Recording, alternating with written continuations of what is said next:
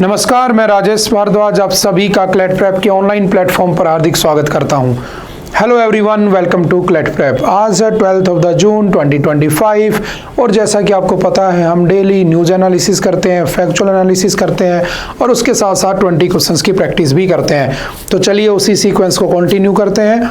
आज कौन सा दिन है? तो आज है 12 ऑफ द जून 2025। तो आज का डे किस लिए सेलिब्रेट किया जाता है? तो आपने बहुत सी जगह पर देखा होगा कि जो छोटे छोटे बच्चे होते हैं जिनकी एज बिलो 14 ईयर्स होती है, उनको बहुत सी जगह पर उनको एज ए लेबर काम पर रखा जाता है। चाहे आप किसी रेस्टोरेंट की बात करो, चाहे किसी आप होटल्स की बात करो, वहाँ पर आपने बहुत से बच्चों को ऐसे काम करते हुए देखा होगा। तो इनको काम करने से रोकने के लिए हमारे कॉन्स्टिट्यूशन में भी एक आर्टिकल दिया हुआ है, जो कौन सा है? आर्टिकल नंबर 24, जो कि चाइल्ड लेबर के ऊपर क्या करता है? बैन लगाता है। ठीक है, चाइल्ड लेबर के ऊपर क्या लगाता है?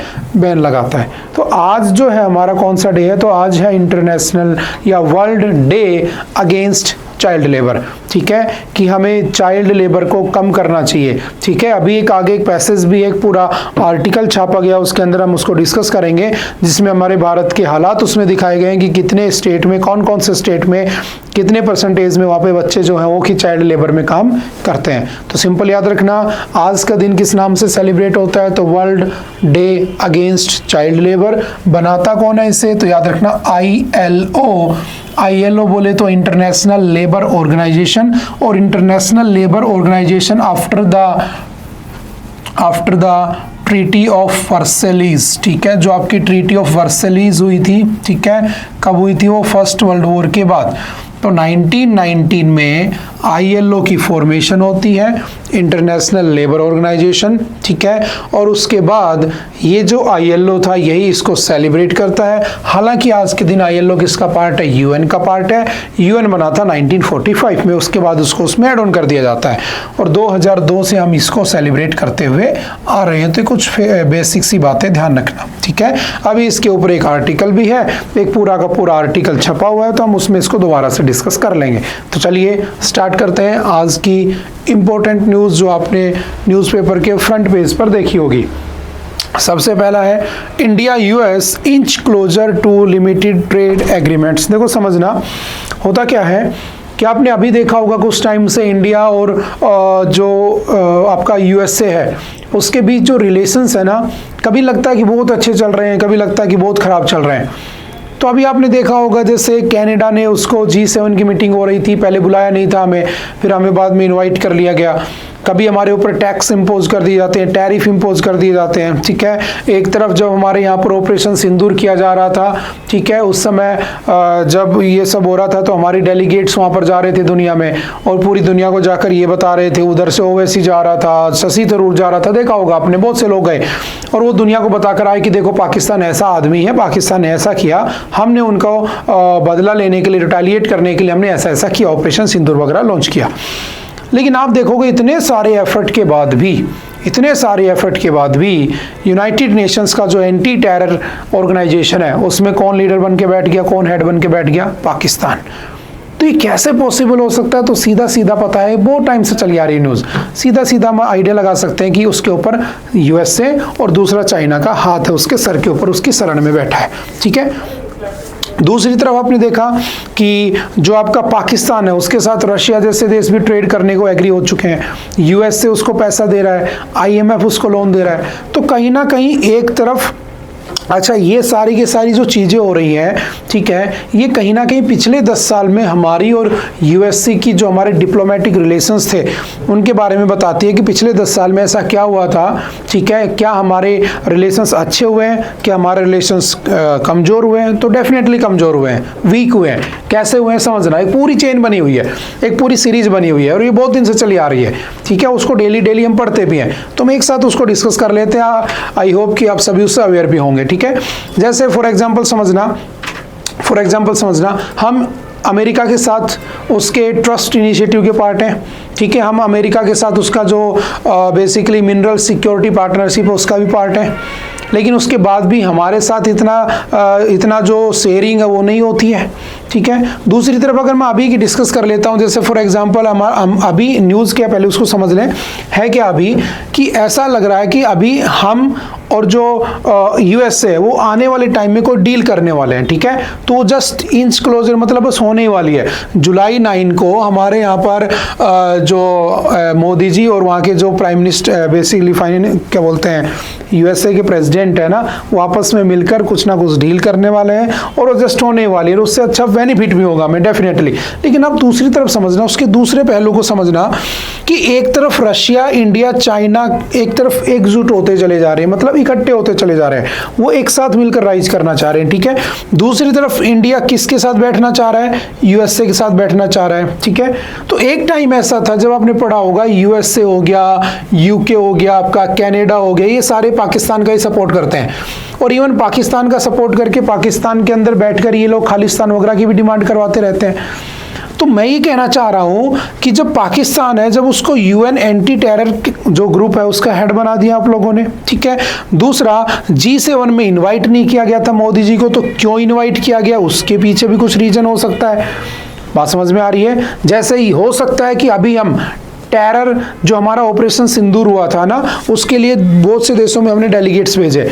हो सकता है कि पाकिस्तान, आपने देखा होगा पाकिस्तान का जो आर्मी चीफ है ना आसिम मुनीर, उसको भी इनवाइट किया है किसने? यूएसए ने। और मे भी हो सकता है यूएसए उसे अवार्ड भी दे दे, मे भी हो सकता है उसका फेलिसिटेशन भी हो जाए। हालांकि ऐसी कोई लड़ाई जीती नहीं है उन्होंने, लेकिन बात ये निकल के आ रही है कि एक तरफ यूएसए हमारे साथ भी अच्छे रिलेशन बना रहा है, दूसरी तरफ वो पाकिस्तान के साथ भी। तो हमारे डिप्लोमेटिक रिलेशंस कहां पर टिक रहे हैं यहाँ पे?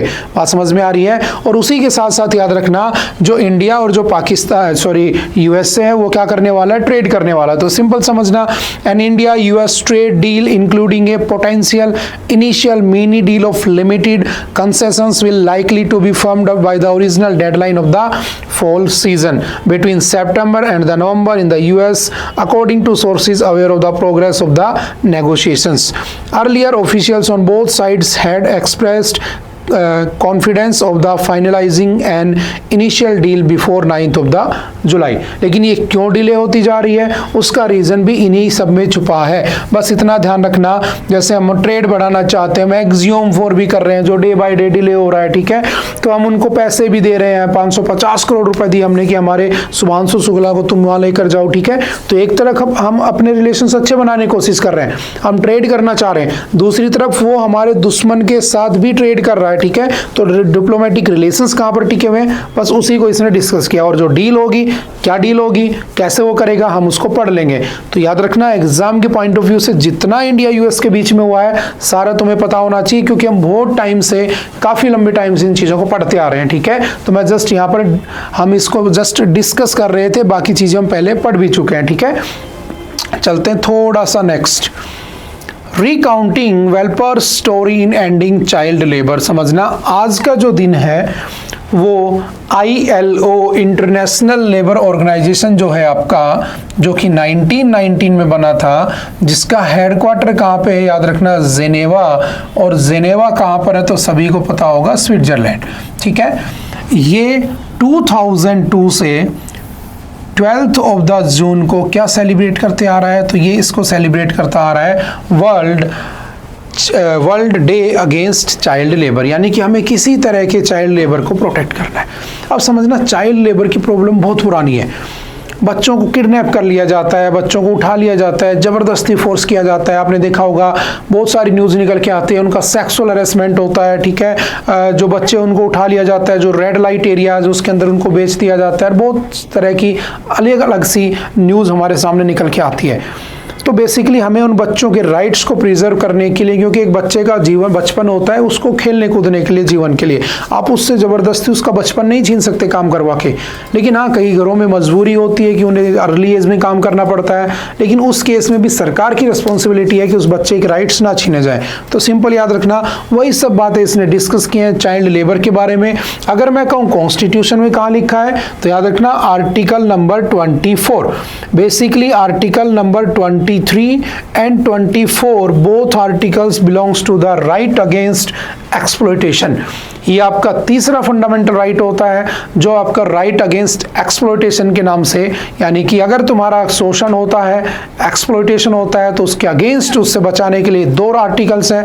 पहला है आर्टिकल 23, जिसमें आपको एक्सप्लॉयटेशन से बचाया जाएगा, चाहे वो फिजिकल एक्सप्लॉयटेशन हो, चाहे वो मेंटल एक्सप्लॉयटेशन हो, ठीक है। उसी के अंदर आ जाता है आपका कौन सा, ह्यूमन ट्रैफिकिंग, यानी कि अगर किसी इंसान को या उसके बॉडी पार्ट को बेच दिया जाए तो हम उसे ह्यूमन ट्रैफिकिंग कहते हैं, तो उसको भी उसमें बचाया जाता है और कुछ नहीं है, ठीक है। और याद रखना, कुछ साल पहले सुप्रीम कोर्ट ने एक डिसीजन दिया था, ठीक है। उसने कहा था कि जो प्रोस्टिट्यूशन होता है बेसिकली, उसमें जबरदस्ती फोर्स्ड लेबर होता है, ठीक है। उसमें उन महिलाओं के साथ उनका एक्सप्लॉयटेशन होता है, बच्चों के साथ।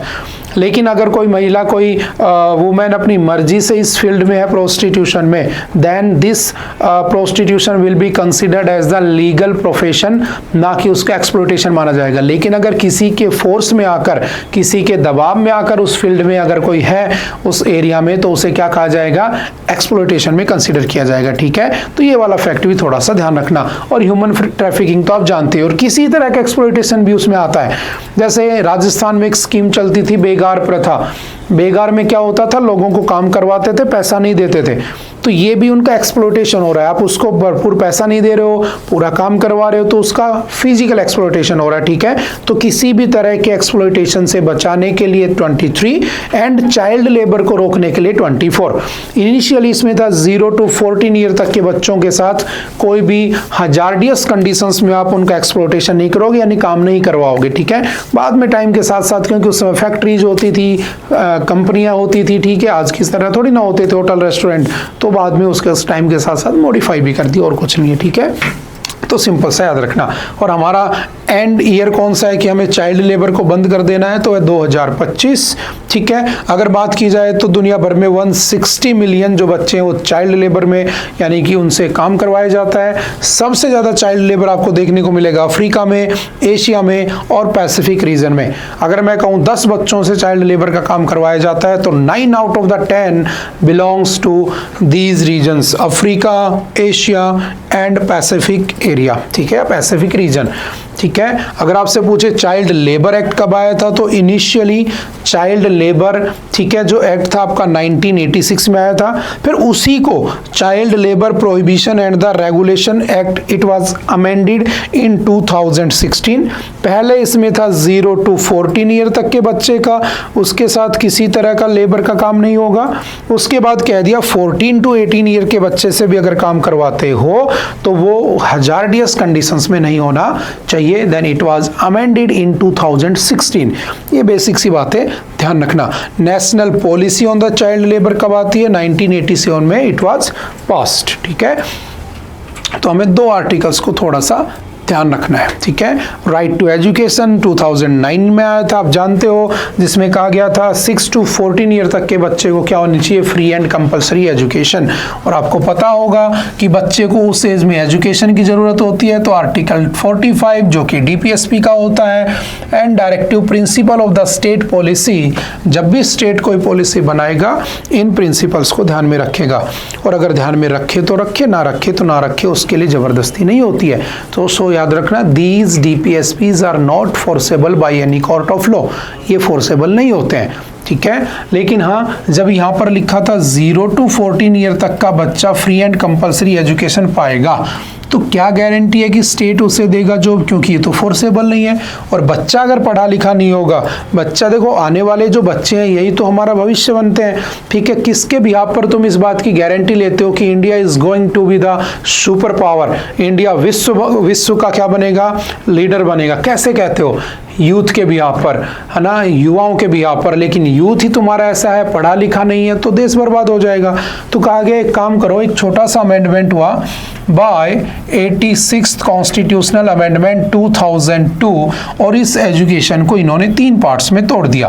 पहला बोले 0 to 6 ईयर तक की फ्री एंड कंपलसरी एजुकेशन रहेगी आर्टिकल 45 में, जो कि डीपीएसपी का पार्ट है। उस बच्चे को पढ़ाओ तो पढ़ाओ, ना पढ़ाओ तो ना पढ़ाओ, क्योंकि 6 साल का बच्चा तो वैसे भी कौन सा पढ़ना सीख लेता है। लेकिन अगर उसके बाद तो बोले 6 to 14 ईयर तक का जो बच्चा होगा उससे फ्री एंड कंपल्सरी एजुकेशन कौन से आर्टिकल में डाल दिया, आर्टिकल 21 का 1 या ए, जो कि किसका पार्ट है, part of the fundamental rights, right to life और राइट टू लिव का पार्ट है, ठीक है, और वो छीन नहीं सकता है।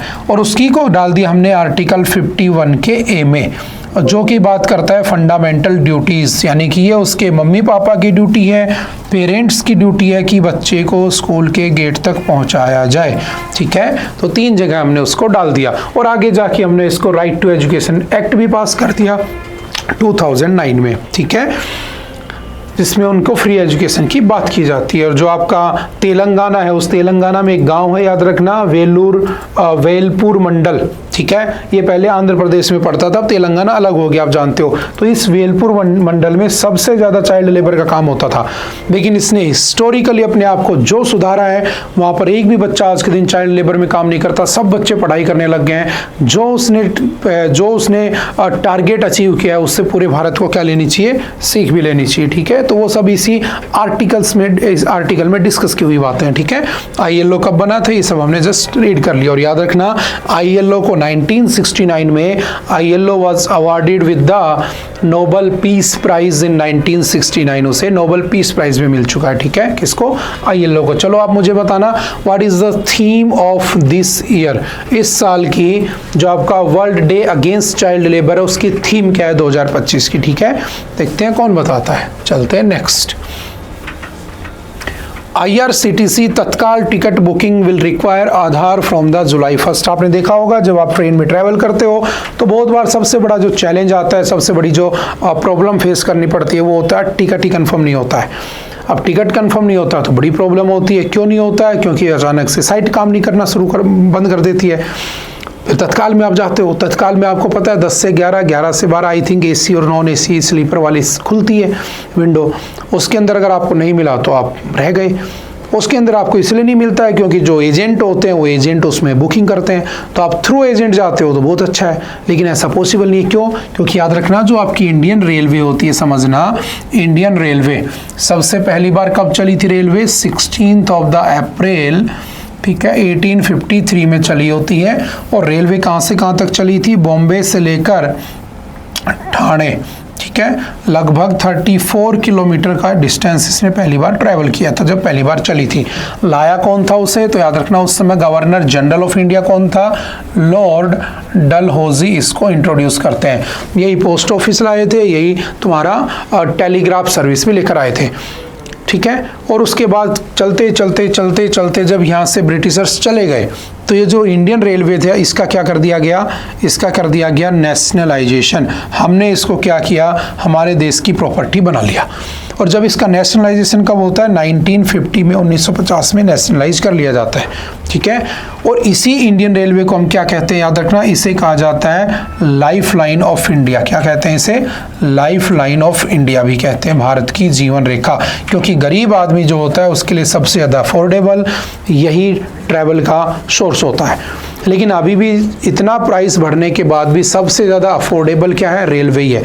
लेकिन जब उसे तत्काल टिकट नहीं मिलती है और जब वो एजेंट के थ्रू जाता है तो उसको 500 रुपये की टिकट को 2000 रुपये में खरीदना पड़ जाता है, जो कि उस गरीब आदमी के लिए अच्छा नहीं है।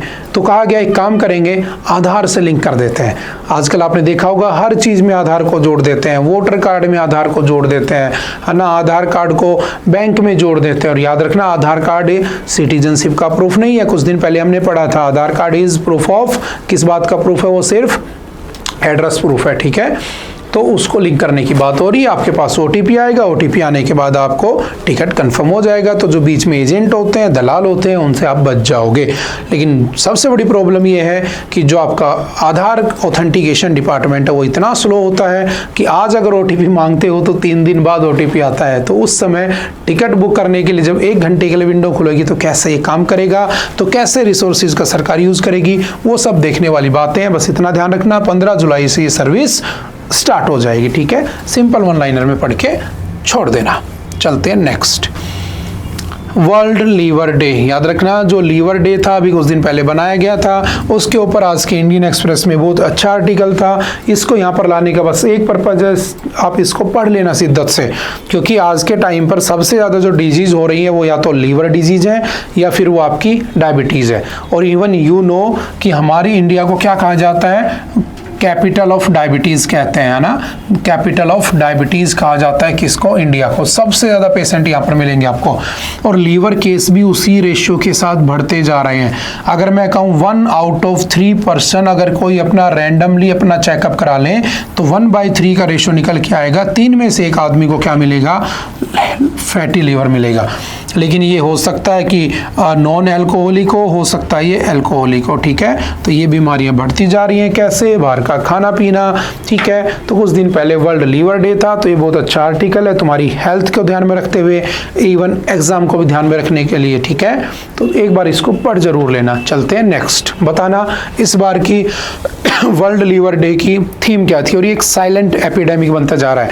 एपिडेमिक जानते हो ना, एक होता है एपिडेमिक, एक होता है एंडेमिक, एक होता है पेंडेमिक। यानी ये इंडिया में फैल रहा है, इसलिए इसे एपिडेमिक कहा गया। अगर ये इंडिया के अलावा 2-4 देशों में फैल चुका होता है, एशिया में, यूरोप में 1-2 देशों में, तो इसे हम एंडेमिक कह देते। और अगर ये पूरी दुनिया में फैल जाता कोरोना की तरह तो हम इसे पेंडेमिक कह देते, ठीक है। तो ये सिंपल सी बात ध्यान रखना, ठीक है। इसे साइलेंट पेंडेमिक भी, एपिडेमिक भी कहा जा रहा है। चलो बताना मुझे, WHO ने किसे साइलेंट पेंडेमिक कहा था। ये तो एंडेमिक है, किसे साइलेंट पेंडेमिक कहा है WHO ने, ठीक है। पढ़ा था हमने कभी ना कभी, ठीक है, जो कि कोविड-19 की वजह से ही चल रहा है। देखते हैं कौन बताता है, कौन कितना अवेयर है। Next, bad blood, India and Canada must use every opportunity to reset ties. देखो समझना, इंडिया और जो कनाडा है ना, उसके रिलेशंस बहुत पुराने चले आ रहे हैं, ठीक है। इंडिया एंड कनाडा, आपने देखा होगा इवन जब हम यहाँ पर इंडिपेंडेंस की स्ट्रगल कर रहे थे तो हमारे यहाँ पर एक पार्टी बनी होती थी जो कि थी गदर पार्टी। और ये गदर पार्टी पूरी की पूरी कनाडा से क्या होती थी, ऑपरेट होती थी। हालांकि ये बनी थी सैन फ्रांसिस्को में, ठीक है। कहाँ पर ये बनी होती है, सैन फ्रांसिस्को, ठीक है। लेकिन ये पूरी की पूरी कहाँ से ऑपरेट होती थी, कनाडा से। बनाया किसने था इसको, तो लाला हरदयाल और सोहन सिंह ने इसको बनाया होता है, ठीक है। लाला हरदयाल और दूसरा कौन था, सोहन सिंह, ठीक है। तब से हम यहाँ पर कर रहे हैं। आपने पढ़ा होगा हिस्ट्री में कामागाटा मारो इंसिडेंट, हमारे बहुत से जो हमारे फ्रीडम फाइटर्स थे वो चले जाते हैं कनाडा में, उनको ब्रिटिशर्स एंट्री नहीं देते हैं। तो काफ़ी समय से हमारे रिलेशंस बने हुए हैं। बट हमारे यहाँ पर एक पर्सन था, आपने पढ़ा होगा, भिंडरावाला। भिंडरावाला चाहता था कि जो भारत का पाकिस्तान है और जो भारत का पंजाब है और पाकिस्तान का पंजाब है, उसे मिलाकर मैं एक देश बना लेता हूँ और उसका नाम रखूँगा खालिस्तान। और वो जब डिमांड करने लगा तो उसका सपोर्ट करने लगे कनाडा में बैठे हुए लोग, क्योंकि हर पंजाबी में से हर घर में तुम्हें कनाडा में मिल जाएगा, यूएस में मिल जाएगा। तो वहाँ से उनको सपोर्ट मिलने लगा।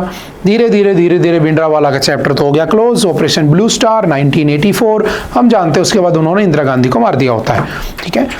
अब क्या हुआ, धीरे धीरे इनकी डिमांड बढ़ती जा रही थी। तो अभी क्या हुआ, पिछले कुछ साल पहले आपने पढ़ा होगा हरदीप सिंह निज्जर वाला केस। वो जो हरदीप सिंह निज्जर होता है उसके रिलेशंस होते हैं खालिस्तानी ग्रुप से, उसे मार दिया जाता है कनाडा में। तो वहाँ का प्राइम मिनिस्टर, समझना इसकी इंपॉर्टेंस समझना, प्राइम मिनिस्टर, वहाँ का प्राइम मिनिस्टर कनाडा का कहता है कि भारत सरकार ने उसे मरवाया है। कोई नॉर्मल आदमी कहते तो बात अलग, कल को मोदी जी कुछ बोलते तो पूरा भारत को सच ही लगेगा, प्राइम मिनिस्टर बोल रहा है तो लगा कि यार कुछ तो बात है। उन्होंने हमारे ऊपर इल्जाम लगा दिया। वो बात की बात है कि लॉरेंस बिश्नोई उसको क्लेम करता है, वो कुछ भी क्लेम कर लेता है, उसकी बात ही नहीं कर रहा मैं, ठीक है। अब उसने कहा कि अच्छा ऐसा हुआ, तुम लोगों ने मारा था। तो वहाँ पर खालिस्तान की डिमांड बढ़ने लगी। वहाँ के लोग खालिस्तान सपोर्टर उसको सपोर्ट कर रहे थे, जो वहाँ का प्राइम मिनिस्टर था। हालांकि अब प्राइम मिनिस्टर चेंज हो चुका है। हमारी एम्बेसी में वो लोग चढ़ते थे, हमारा झंडा उतार देते थे, खुद का झंडा लगा देते थे। किसका, खालिस्तान का। हमने बहुत सुना, बहुत सहा। और एक टाइम ऐसा है कि हमने सारे डेलीगेट्स को वहाँ से बुला दिया और यहाँ से कनाडा वालों को निकाल दिया कि चलो जाओ, हमें नहीं चाहिए तुम, ठीक है। हमारे रिलेशंस हो गए भयंकर तरीके से खराब। लेकिन अब वहाँ पे प्राइम मिनिस्टर चेंज हो चुका है। और इस बार की जो G7 है, वो कहाँ पर हो रही है, कनाडा उसको होस्ट कर रहा है, ठीक है। और 2019 से जब भी G7 जहां भी होती है, इंडिया वाज इनवाइटेड, इंडिया को हमेशा बुलाया जाता है, but India is not part of G7, India part नहीं है G7 का। चलो बताना कौन कौन से पार्ट है G7 के, कौन कौन से 7 देश हैं। इस बार डेफिनेटली जैसे लास्ट ईयर ब्रिक्स था, है ना, ऐसे एग्जाम में आ सकता है। अब उसको बुलाया नहीं गया तो वो बोला कि ठीक है कोई बात नहीं। एक हफ्ते बाद क्या होता है, कनाडा आगे से कहता है कि आ जाओ मिल लो, कोई बात नहीं घूम जाओ। अब वो हमें वहां बुला रहा है, तो यूएसए ने भी सपोर्ट नहीं किया था उस समय। क्यों? क्योंकि अभी पहली न्यूज में हमने पढ़ा था कि यूएसए और इंडिया के डिप्लोमेटिक रिलेशंस अच्छे नहीं चल रहे हैं। लेकिन अब ये जो है ना, इंडिया और कनाडा, इनको एक हो जाना चाहिए। लेकिन याद रखना, कनाडा, अमेरिका, यूके ये हमेशा सपोर्ट करते हैं पाकिस्तान को, और पाकिस्तान इन्हीं की दम के ऊपर उछलता रहता है और वो भारत से पंगे लेता रहता है। बात समझ में आ रही है? लेकिन हाँ, दूसरी तरफ हम भी तो इंडिया, रशिया और चाइना RIC ग्रुप बनाने के लिए तैयार बैठे हैं। तो इसमें बस यही कहा गया है कि इंडिया को अपने जितने भी पुराने रिलेशंस टूटे थे हमारे, जैसे हरदीप सिंह निज्जर का भी इसमें नाम है, जस्टिन ट्रूडो का भी नाम है, जो प्राइम मिनिस्टर थे उसमें, वही सब कहानी इसमें दोहराई है। ठीक है, कि उन सबको बीती बातों को भूल जाओ और फिर से नई दोस्ती की शुरुआत करते हैं, बस ऐसा कहा गया है। ठीक है, तो ये बेसिक 2-4 बातें जस्ट याद रखना। ठीक है, एक बार मोदी जी चले जाएं, फिर क्या करते हैं देखेंगे। याद रखना, G7 कब बना था? 1973 के ऑयल क्राइसिस के बाद 1975 में। इनिशिएटिव किसका था? अमेरिका का, हमने काफी बार पढ़ा है। पहले इसके मेंबर होते थे G6। कनाडा इसमें कब जुड़ा था? क्योंकि इस बार कनाडा में हो रही है, तो याद रखना Canada was not the founding member of G7।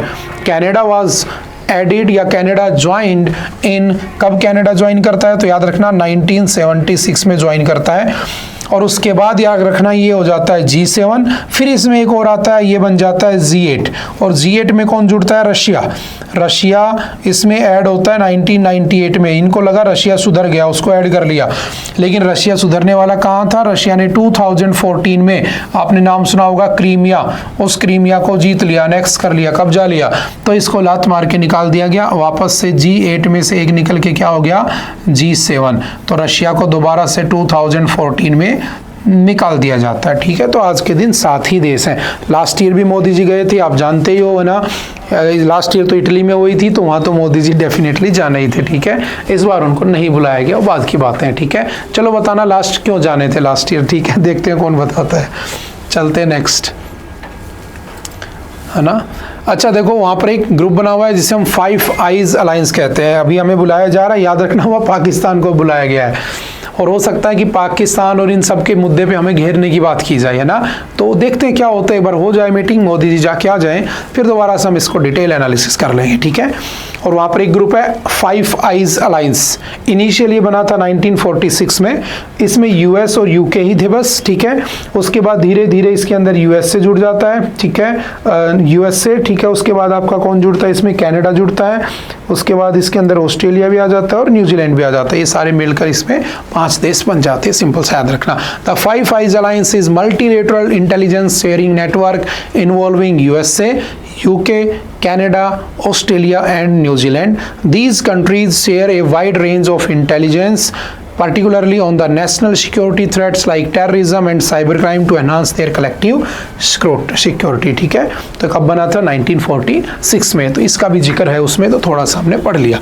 ठीक है, ये बेसिकली इन 5 देशों में इंटेलिजेंस का काम करते हैं। ठीक है, चलते हैं next. Violent crimes by juveniles have increased in India। देखो बहुत अच्छा टॉपिक है ये। और आज चाइल्ड लेबर की भी बात की हमने, आज हम चाइल्ड क्राइम की बात करेंगे। ठीक है, तो सबसे पहली बात समझना, जुवेनाइल कौन होते हैं? जो 18 साल से कम उम्र के होते हैं। ठीक है, यानी कि जो नाबालिग होते हैं बेसिकली, सिंपल सा। अब नाबालिग जो होते हैं ना, ये क्राइम करते थे पहले तो सजा नहीं पड़ती थी, क्योंकि वो तो नाबालिग है, भूल चूक में हो गया, उससे भूल चूक माफ होती है हमारे यहाँ।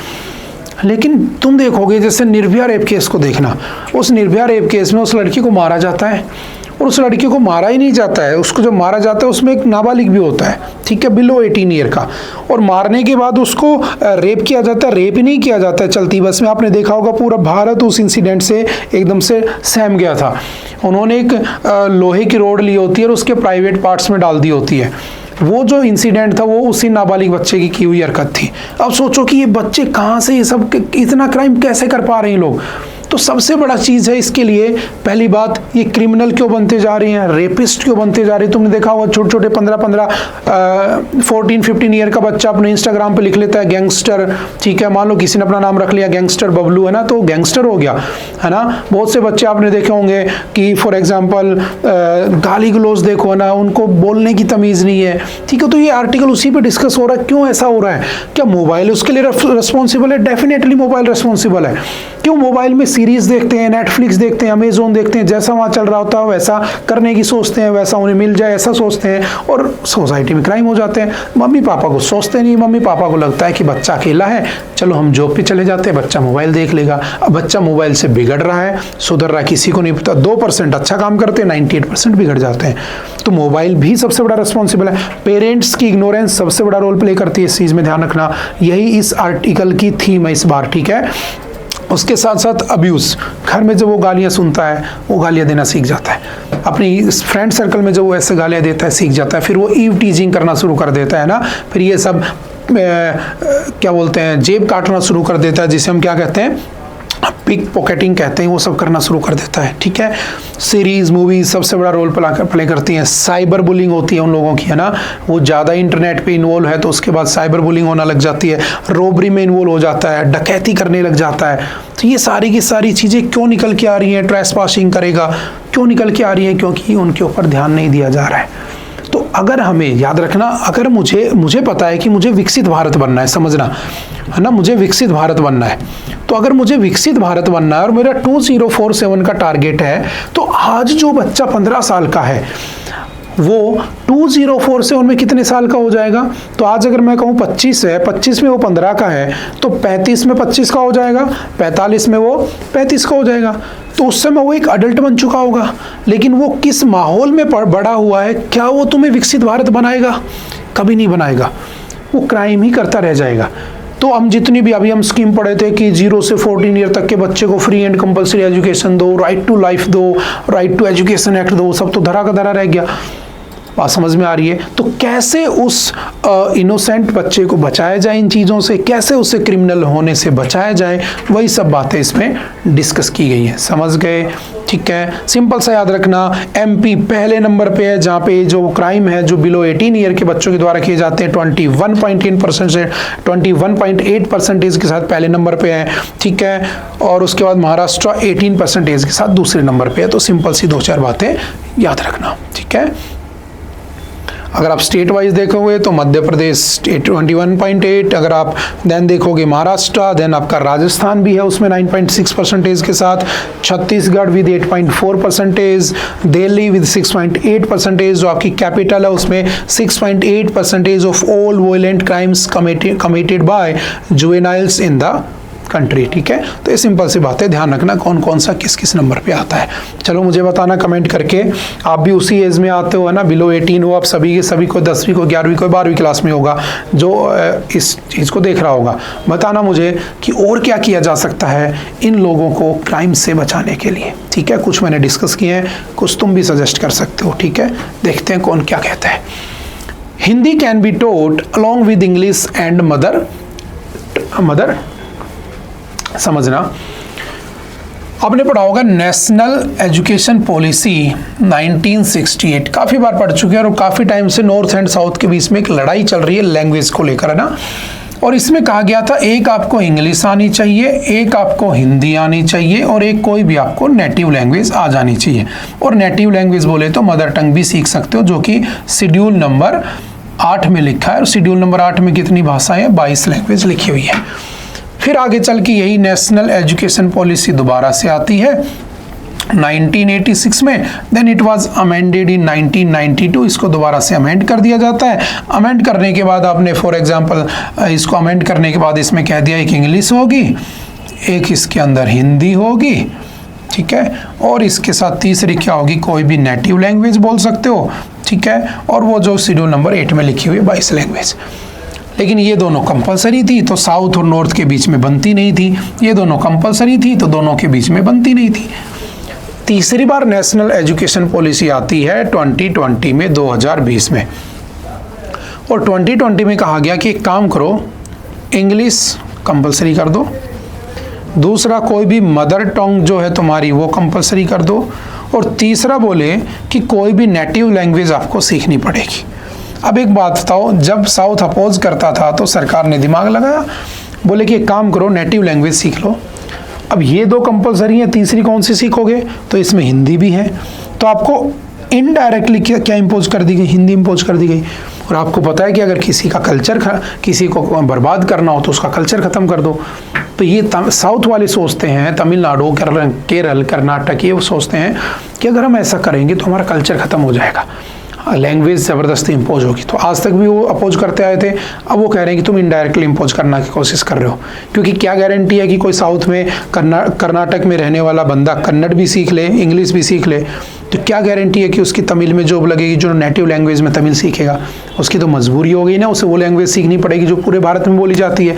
पूरे भारत में मोस्टली हिंदी बोली जाती है। तो साउथ कहता है कि नॉर्थ वालों को इंग्लिश सिखा दो। अब नॉर्थ वालों को इंग्लिश नहीं आती है, साउथ वालों को हिंदी नहीं सीखना चाहते, तो इस बात की दोनों के बीच लड़ाई चली आ रही। तो अभी जो आपके चंद्रबाबू नायडू हैं, जो कि आंध्र प्रदेश के सीएम है, उन्होंने कहा क्या प्रॉब्लम है तुम्हें सीखने के लिए, क्यों नहीं सीख रहे? अब आप जानते हो ऐसा क्यों कर रहे हैं, क्योंकि उसके थोड़ा सा नीचे जाओगे तो कोई सीएम इस बात की हामी नहीं भर रहा है। वो क्यों मर रहे हैं? क्योंकि अभी अमरावती प्रोजेक्ट भी मिला है ना 58,000 करोड़ रुपीज़ का। बाकी इनडायरेक्टली आप सब समझ गए मैं क्या कहना चाहता हूँ, ठीक है? तो देखते हैं कौन जीतता है इस लैंग्वेज वॉर में। चलते हैं next. Axiom space mission postpone to repair rockets oxygen leak. देखो ये चौथी बार डिले हो गया है। कल बोले कि वेदर अच्छा नहीं है, अब बोल रहे हैं कि उसमें लीक हो गया है, ठीक है? तो कल ही हमने इसको पढ़ा था, परसों। इसके अंदर 4 लोग जाने वाले हैं इंडिया की तरफ से। कौन है? शुभांशु शुक्ला। हमने उसको भेजने के लिए 550 करोड़ रुपीज़ पे किए हैं। किसका मिशन है? तो एक्जियोम स्पेस एजेंसी है एक, ठीक है? एक्जियोम प्लस उसके साथ कौन है? तो याद रखना नासा, ठीक है? और नासा के साथ उसमें कौन है? तो स्पेस एक्स। ये तीनों मिलकर उसको लॉन्च कर रहे हैं, ठीक है? ये 14 डेज तक स्पेस में रहेंगे और उसके बाद वापस आ जाएंगे। हमने शुभांशु शुक्ला को भेजने के लिए इतना पैसा क्यों दिया, क्यों भेजा? क्योंकि ये जब वापस आएंगे तो हमारा कौन सा मिशन होगा? गगनयान। और Gaganyaan will be the India's first कैसा मिशन होगा? मैंड मिशन होगा, या पहला इंडिया का क्रूड मिशन होगा जिसमें इंसानों को स्पेस में भेजा जाएगा, ठीक है? उससे पहले Rakesh Sharma was sent by USSR, Kalpana Chawla was sent by NASA. हमने किसी को भी नहीं भेजा है, तो हम चाहते हैं भेजें, लेकिन उसके लिए एक्सपीरियंस मिल जाए एक बार, तो उसके लिए शुभांशु शुक्ला को वहाँ भेजा गया, ठीक है? तो सिंपल सी 2-4 बातें ध्यान रखना है। ये चला जाएगा, 14 डेज रुक देंगे, फिर वापस आएंगे, तब हम इसको पढ़ लेंगे। कल ही हमने पढ़ा था कि जो चंद्रयान 3 टारडिग्रेड है ना, वो भी वहाँ पर ले जाने की बात हो रही थी। साइनोबैक्टीरिया कैसे वहाँ पे सर्वाइव करते हैं उसके ऊपर भी डिस्कशन, उसको भी चेक करने की बात की जा रही थी। तो देखते हैं जब जाएगा तब हम इसको फिर से पढ़ लेंगे। Centre to revise AC temperature range for more efficiency. देखो आज के टाइम पर आप देखोगे टेम्परेचर बढ़ता जा रहा है, बढ़ता जा रहा है। वो आप जितना ज़्यादा एसी लोअर पॉइंट के ऊपर करके चलाते हो उतना ही पोल्यूशन भी करता है वो, है ना? उतना ही हीट भी जनरेट करता है, उतना ही एनवायरनमेंट को नुकसान पहुंचाता है। और आपको पता है 2070 अगर मुझे अचीव करना है तो मुझे कार्बन न्यूट्रल होना होगा, और दुनिया के लिए 2050 अचीव करना है तो कार्बन न्यूट्रल होना होगा। और उसके लिए मुझे एनवायरनमेंट को बचाना होगा। Conference of parties, COP, UNFCCC, ये सब चीज़ें हम पढ़ चुके हैं काफ़ी बार, ठीक है?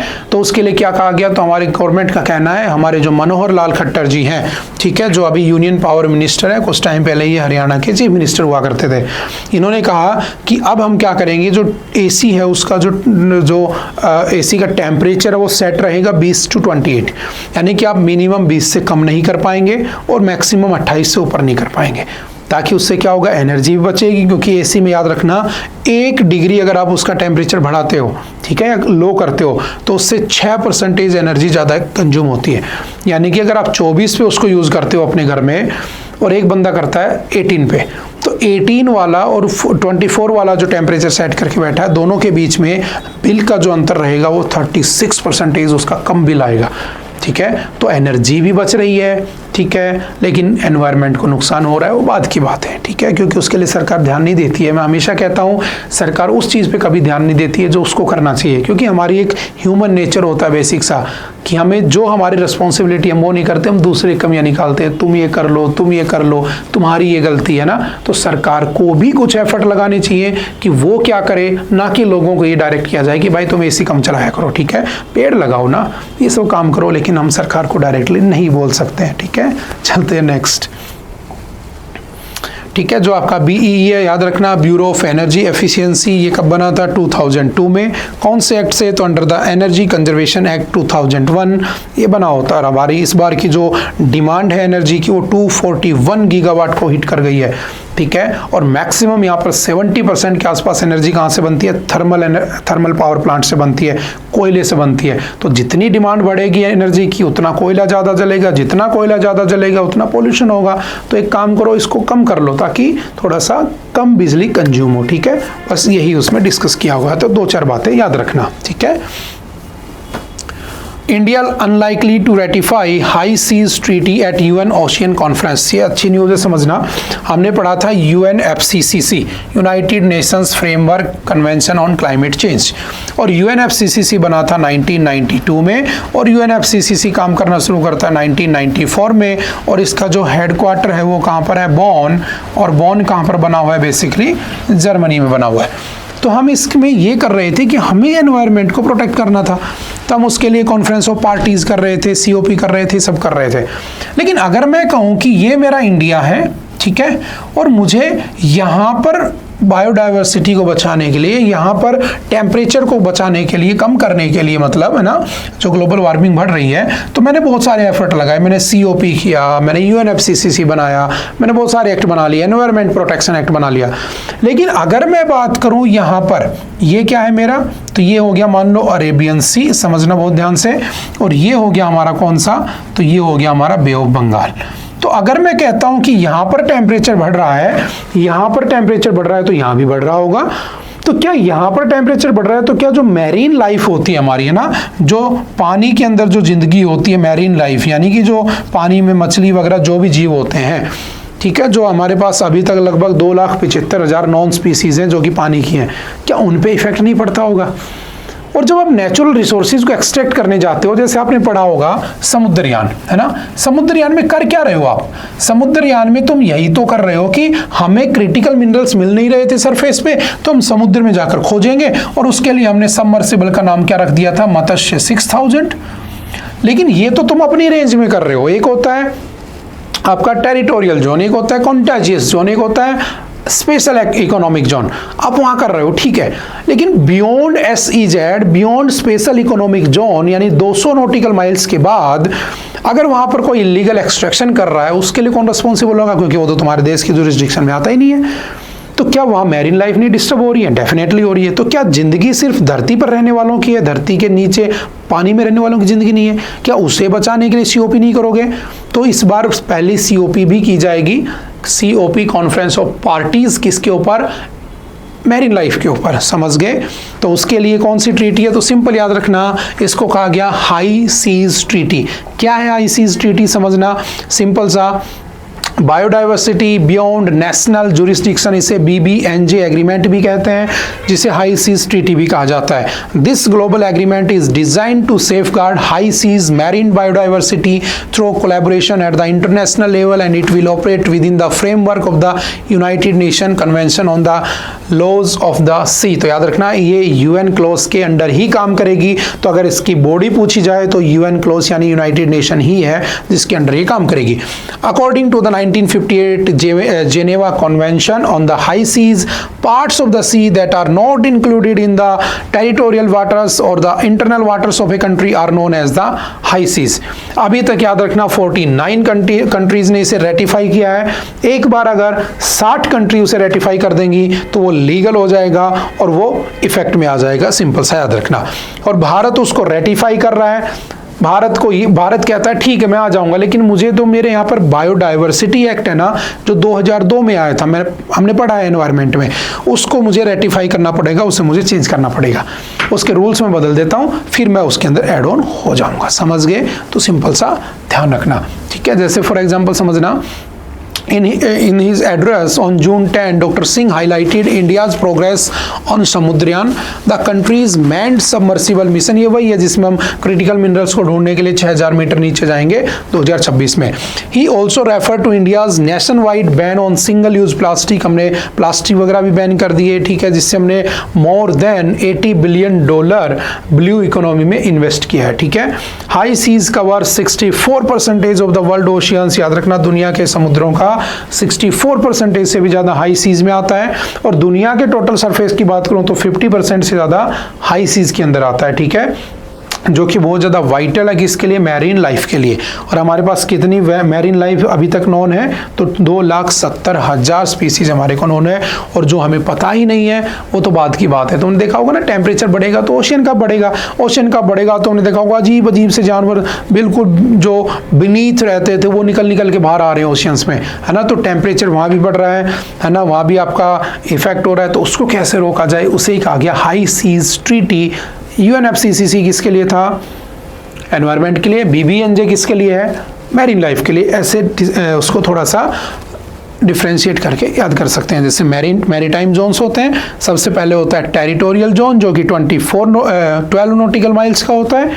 देन आपके सरफेस से लगभग 24 नॉटिकल माइल्स होता है कॉन्टाजियस जोन, यहाँ पर आप जहाज वगैरह ये सब चला सकते हो। उसके बाद एक्सक्लूसिव इकोनॉमिक जोन होता है जो 200 नॉटिकल माइल्स का होता है, और उसके बाद जो शुरू होता है उसे हाई सीज कहा जाता है, ठीक है। और उसी को बचाने के लिए, वहाँ की मैरीन लाइफ को बचाने के लिए क्या आया है? High seas treaty. चलते हैं next. Indian army contingent in Mongolia for conquest. तो सिंपल याद रखना, एक एक्सरसाइज हो रही है, ठीक है, कहाँ पर? तो याद रखना मंगोलिया में कहाँ पे? उलान बटार, ठीक है। तो वहाँ पर एक एक्सरसाइज हो रही है जिसका नाम है कॉन्क्वेस्ट। कौन कौन है उसमें? इंडिया, यूएसए, पहले ये यूएसए और मंगोलिया के बीच में थी, अब एक मल्टीनेशनल एक्सरसाइज है, ठीक है। कब होगी? 14 से 28 जून के बीच में। तो सिंपल वन लाइनर में याद रखना, ठीक है। उसके बाद चलते हैं next. Government looks at reservation for womens in the next Lok Sabha. ये भी हमने पढ़ा था कि लास्ट 106 कॉन्स्टिट्यूशनल अमेंडमेंट 2023 से जो वुमेन थी उनको रिजर्वेशन दिया गया था 33%। कहाँ पर? तो लोकसभा में, और उसके साथ साथ विधानसभाओं में यानी कि स्टेट असेंबलीज में। और ये कहा गया था कब इम्प्लीमेंट होगा? तो नेक्स्ट सेंसस के बाद, ठीक है। और नेक्स्ट सेंसस के बाद कब? तो 2029 में इलेक्शन होगा, और 2029 इलेक्शन से पहले 2027 में क्या करा लेंगे? सेंसस भी करा लेंगे। उस दिन समझाया था ना, एक दिन पहले जब द हिंदू किया था उसमें हमने पढ़ा था कि ये सारा क्या था? प्री प्लान्ड था कि कैसे डिलिमिटेशन करना है, कैसे ये सब करना होता है, ठीक है। तो उसमें इसको हो सकता है लागू भी कर दिया जाए। तो सिंपल सा याद रखना। चलो मुझे बताना, सबसे पहले वुमेन्स को ग्राम पंचायत में या लोकल सेल्फ गवर्नमेंट में रिजर्वेशन कब दिया गया था, ठीक है, और कितना परसेंटेज दिया गया था? देखते हैं कौन बताता है, ठीक है। Local self government. नेक्स्ट है echoes from the court room number 24 verdict unseated PM seat struck back at the nation. समझना हुआ क्या था? हमारे यहाँ पर 3 बार नेशनल इमरजेंसी लगी है। पहली बार लगी थी 1962 में, उस समय इंडिया और चाइना की लड़ाई हो जाती है, चाइना जीत जाता है, ठीक है। और उस समय हमारे प्राइम मिनिस्टर कौन थे? तो Pandit Jawaharlal Nehru was the prime minister. और उस समय हमारी प्रेसिडेंट कौन हुआ करती थी या कौन हुआ करते थे? तो डॉक्टर सर्वपल्ली राधाकृष्णन हमारे प्रेसिडेंट हुआ करते थे। एक बार इमरजेंसी लगी है 1971 में, उस समय हमारी इंडिया और पाकिस्तान की बैटल होती है, इसमें इंडिया जीत जाता है। उस समय प्राइम मिनिस्टर थी आपकी इंदिरा गांधी, ठीक है। और उस समय जो आपके प्रेसिडेंट हुआ करते थे वो थे VV गिरी, ठीक है। सिंपल सा याद रखना। एक तीसरी बार होती है 1975, और उस समय क्या होता है? इंटरनल डिस्टर्बेंस की वजह से लगा दिया जाता है, और बाद में इस इंटरनल डिस्टर्बेंस को चेंज कर दिया जाता है बाय 44th कॉन्स्टिट्यूशनल अमेंडमेंट 1978, और इसे बदल कर दिया आर्मड रिवोल्ट, यानी कि आर्मड रिवोल्ट की वजह से लगेगा, ना कि इंटरनल डिस्टर्बेंस, उसका नाम बदल दिया। और ये जो बातें लिखी है नेशनल इमरजेंसी की, ये लिखी है article 352 of the Indian constitution, ठीक है, 3 बार लगा है। तो आज 12 जून है, आज ही के दिन 1975 में क्या लगा था, आज ही के दिन नेशनल इमरजेंसी लगी थी। तो याद रखना 3 रीजन होते हैं, या तो एक्सटर्नल अग्रेशन, या आप किसी के साथ वॉर में शामिल हो जाओ, या internal disturbance. But internal disturbance was change to armed revolt by 44th amendment 1978, हमने उसे बदल दिया होता है, ठीक है। तो हुआ क्या था उस समय, उसी के ऊपर ये आपके इंडियन एक्सप्रेस में पहली न्यूज छापी हुई है कि इंदिरा गांधी ने ऐसा क्या किया था। समझना, जब भी आप नेशनल इमरजेंसी लगाते हो ना, तो आपको पहली बात तो काउंसिल ऑफ मिनिस्टर से पूछना पड़ता है, ठीक है, उनकी सलाह के बाद ही लगा सकते हो, जो कि आज के दिन 15% होते हैं, हम जानते हैं, ठीक है। और लगाता कौन है, तो इसको लगाता है भाई प्रेसिडेंट ऑफ इंडिया, प्रेसिडेंट। तो उस समय क्या हुआ था, 1971 के इलेक्शन में इंदिरा गांधी ने थोड़ी सी वोटों में गड़बड़ी कर दी होती है, और गड़बड़ी कर दी होती है तो गड़बड़ी पकड़ी जाती है। वो सुप्रीम कोर्ट के जजों को कहती है, याद रखना हमेशा सुप्रीम कोर्ट के जज सीक्वेंस में बनाए गए हैं, ठीक है, एज के हिसाब से। 2 बार ऐसा हुआ था कि आगे पीछे बना दिए गए थे। एक बार 1973 में अजीत नाथ रे, A.N. रे को बनाया गया था, ठीक है, पीछे से उठा के रैंडमली। एक बार किसको बनाया गया था, तो हमीदुल्ला बेग को बनाया गया था, HM बेग जिसे कहते हैं, 1977 में, और ये इंदिरा गांधी के टाइम पे हुआ था। तो हुआ क्या था कि इनको लगा कि मैं फंस चुकी हूँ इलेक्शंस में, तो इन्होंने क्या किया, एक दिन उस समय हमारे प्रेसिडेंट होते थे Fakhruddin Ali Ahmed, F. Ali Ahmed was the president at that time. Phone करती हैं और कहती हैं कि मैंने बात कर ली, आप लगा दो इमरजेंसी, वो लगा देता है। उसके बाद हमने कहा होता है लिखित में लेना होगा कैबिनेट से, ठीक है, मिनिस्ट्री से। उसने लगा दिया, लगाने के बाद पता चला कि ऐसी ऐसी बात थी। उस समय न्यूज़पेपर वगैरह छपते थे, सोशल मीडिया तो चलता नहीं था कि अंदर क्या हो रहा है तुम्हें पता लग जाए। धीरे धीरे बातें लीक होने लगी, तो पता चल गया कि ऐसे ऐसी गड़बड़ हुई थी। और उस समय पहली बार ऐसा हुआ था, याद रखना, कि हमारी जो लोकसभा थी, पहली बार फर्स्ट टाइम हमारी जो लोकसभा थी वो कितने दिन के लिए चली होती है, 6 साल के लिए चली होती है, ठीक है, इमरजेंसी लग चुकी होती है। समझ में आ रही बात। तो 12 जून इसी दिन लगी थी, तो ये दोबारा से न्यूज़ में आ गया, और कुछ भी नहीं है, ठीक है। तो सिंपल सा याद रखना 3 बार लगी हैं, ठीक है, 3 बार। PM कौन था, प्रेसिडेंट कौन था, क्या रीजन थे। और याद रखना जब भी नेशनल इमरजेंसी लगती है तो आपके आर्टिकल 20 और 21 को छोड़कर सारे छीन लिए जाते हैं, एक्सेप्ट 20 और 21 सब छीन जाते हैं। लेकिन अगर नेशनल इमरजेंसी लगी है ड्यू टू आर्मड रिवोल्ट, तो आपको आर्टिकल 19 भी मिलता है, 20 भी मिलता है, और 21 भी मिलता है, ठीक है। ये कुछ बेसिक सी बातें ध्यान रखना, ठीक है। फाइनेंशियल इमरजेंसी आज तक लगी नहीं है आर्टिकल 360 में, जिसके बारे में लिखा है, ठीक है। जब कभी लगेगी, जब हम उसको देखेंगे। 356 में क्या है, देन प्रेसिडेंट रूल, जो कि कहाँ पर चल रहा है, अभी मणिपुर में चल रहा है, हम उसको पहले डिस्कस कर चुके हैं, ठीक है। चलते हैं थोड़ा सा आगे। ओके, आई थिंक आज के लिए इतना ही था। आई होप कि आपको बातें समझ में आई होंगी। फिर भी अगर किसी तरह का कोई डाउट रहता है तो आप आकर पूछ सकते हो, मिल सकते हो। मिलते दोबारा फिर कभी। Okay, bye bye, thank you, have a nice day.